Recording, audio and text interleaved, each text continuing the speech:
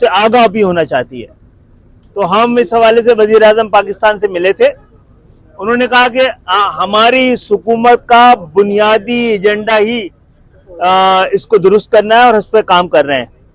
तो मुस्तफा कमाल भाई इस हवाले से पहले प्रेस कॉन्फ्रेंसेस कर चुके हैं, चाहे तो आप इसकी थोड़ी डिटेल भी बताएं। देखिए, एमक्यूएम ने बड़े वाज़ेह तौर पर ये बात कही है और बगैर तनकीद किए वाली बात कही है कि हम ये नहीं कह रहे कि किसने लगाई आईपीपी और उसकी नीयत क्या थी।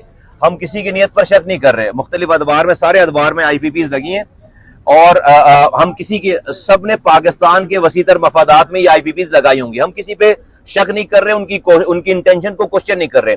लेकिन आज हमें नजर ये आ रहा है कि पाकिस्तान की इकोनॉमी और ये आईपीपीज का जो जख्म है ये इतना गहरा हो गया है कि अब पाकिस्तान की इकोनॉमी इसके साथ नहीं चल सकती। आपको पता है 2600 अरब रुपए हमने अदा करने हैं गर्दिशी कर्जे में, 1700 अरब रुपए हमने इस साल रखे हैं। आप इमेजिन करें 2600 अरब रुपए, तो डिफेंस का बजट सिर्फ 2200 अरब रुपए है और 1700 अरब रुपए हमें अभी देने, 1400 अरब रुपए हमने पूरे पाकिस्तान की डेवलपमेंट के लिए पीएसडीपी रखा है। तो आप इमेजिन करें कि उससे ज्यादा पैसे हमें जो है वो आईपीपीज की नॉन कैपेसिटी चार्जेस की मद में हम पैसे दे रहे हैं। तो ये जो अरेंजमेंट है जब भी हुई होगी, मैं उसकी इंटेंशन को क्वेश्चन नहीं कर रहा, लेकिन आज पाकिस्तान की इकोनॉमी ऐसी हो गई है कि वो इस अरेंजमेंट से ये मुल्क अभी आगे नहीं चल रहा और उसका नतीजा ये हो रहा है कि कंपनीज, फैक्ट्रीज, इंडस्ट्रीज बंद हो रही हैं, एक्सपोर्ट बंद हो रहा है। जब इंडस्ट्रीज बंद हो रही हैं, एक्सपोर्ट बंद हो रहा है, तो आम आदमी की जो नौकरी है वो जा रही है, मजदूरों की मजदूरी जा रही है। तो ये जो आपने 12,900 अरब रुपए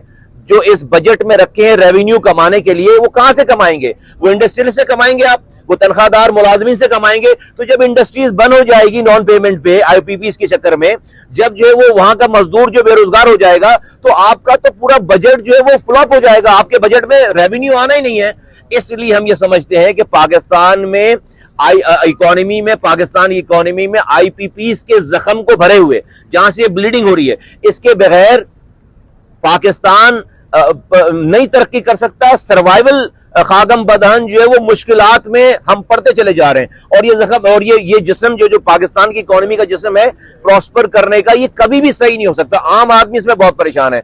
हमें बहुत खुशी है इस वाली बात पर, हमें इत्मीनान है कि आज हमने वजीर आजम साहब खालिद मकबूल सिद्दीकी साहब की सरबराही में एमक्यूएम में और हम थे, ये वक्त मिला, वजीर आजम साहब के साथ उनकी टीम मौजूद थी और हमें ये देखकर, हमें जानकर, जो उन्होंने हमें डिटेल्स हमें शेयर की, हमारे